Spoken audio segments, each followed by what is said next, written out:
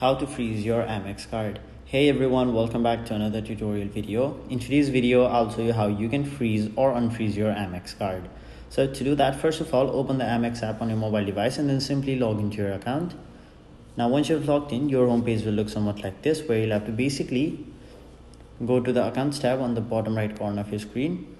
After that, you can see all the various options right over here, such as Apple Pay, activate card, add someone, manage card pin, freeze or unfreeze a card.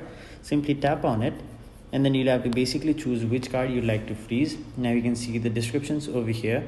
Temporarily freeze your card to help prevent it from being used for select new purchases without closing your account, etc, etc. So in order to freeze your card, simply toggle this bar which says freeze card, and once you see this sign right over here, it means that your Amex card has now been frozen.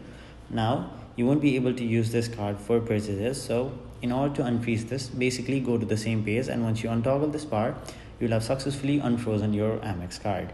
So that is basically how you freeze and unfreeze your American Express credit card.